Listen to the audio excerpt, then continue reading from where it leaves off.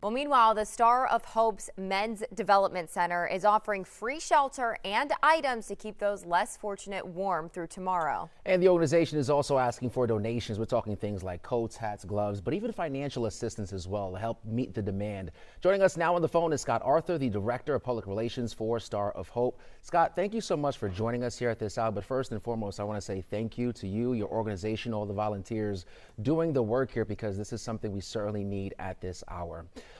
Let's talk about the capacity. What have you seen from this morning to here at 3:35 in the afternoon in terms of how people are really responding, because they are in need of this shelter? Well, since this morning when we spoke, we are now at capacity. So we have about 300 beds full at this point. And at this moment, what we're doing is if anybody is still coming in, we make sure that they get a couple of blankets, 2, 3, 4 blankets if they need it. They get a slip of paper telling them where the warming centers are, and they're now open. And we're just hoping that, they can get out there, get into a warming center, get to a situation where they can be okay, because this is life-threatening cold. Scott, is there anything that you need from volunteers or people in the community at this time to help make sure everyone stays safe? Starting tomorrow, we would love to get some donations because, we give out a lot of blankets. We've given out hundreds of blankets already. And I explain to people that it's not just 1 or 2 blankets that we give these people on a regular basis, because they may take 2 blankets and just use it maybe as a mattress. And they'll take 2 or 3 more and, wrap them around themselves. And then if we have this precipitation continue, they've got a soiled blanket, so they throw that away. So we always need blankets. We also need coats and gloves and scarves and caps. And starting tomorrow, people can go to sohmission.org and find out exactly where and how to donate those items. Yeah, and if someone doesn't want to leave the house, they can make a monetary donation online, right? That's right. It's always the right shape and size and color. That's right. So now, really quickly here, before today happened, we knew this forecast was coming. Our meteorologists have been given the warning now for a couple of days, but talk about how do you guys plan ahead for a situation like this, making sure all of those who are unhoused know what's coming their way, so that way you can make sure and get the word out to them in times like this?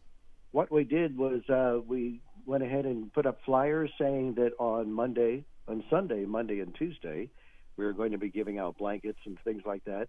But we also did have some vacancies in our schedule in our facility. So we let them know that ahead of time, and we had volunteers and we had staff members there waiting to bring in the people who were starting to come in and fill up our facility, and also stock us up with blankets and with coats. Scott, we are talking about the men's shelter here. So whenever you're saying you need coats and hats and gloves, is it specifically just for men, or what do people need to buy and bring if they can? Well, specifically for the men right now, but we have 2 facilities. We have another facility at 288 and Reed Road that holds 180 single women and 130 families. So certainly we need all sorts of clothing for them as well. But most specifically, we need right now is men's coats, large coats for sure, and hats and scarves and gloves. And now, I imagine you mentioned earlier you guys work closely with the city as well, and you are at capacity here now, redirecting some folks to some warming shelters and centers, I should say, warming centers. When you're redirecting these people and they're heading in that direction, has there been conversation? What happens if those warming shelters reach capacity? Because these type of temperatures are going to stick around here at least until Wednesday. Well, there is at least a dozen warming centers that I know of, and if someone can't get to one, they are telling us to have somebody call 311, and they will get transportation to a warming center that is open. And can you just go over again where the men's shelter is and how you can access that? Absolutely. We are at 1811 Ruiz, which is about 2 blocks north of Minute Maid Park. And although we are at capacity, we still have staff standing by. And if somebody wants to come in and get 2, 3, or 4 blankets and then directions to a warming center, we are open for them.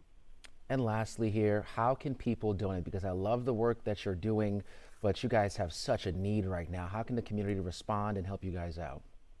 Well, they do it anyway. This is an amazing city. They respond beautifully, and they are very, very generous. So if they can understand that in general, homelessness is not seasonal, but in this particular time, we really need the help, specifically, and continue to support us, not only tonight, but 24/7.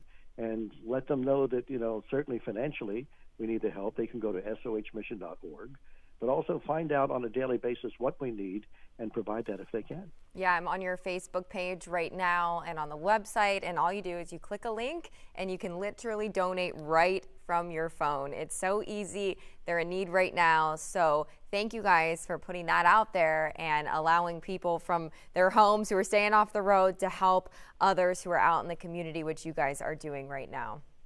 And thank you so much. You guys really help us out. Scott, thank you so much. And all those volunteers that we don't see, we don't know their names, those volunteers, but it really takes a team effort for this to be successful.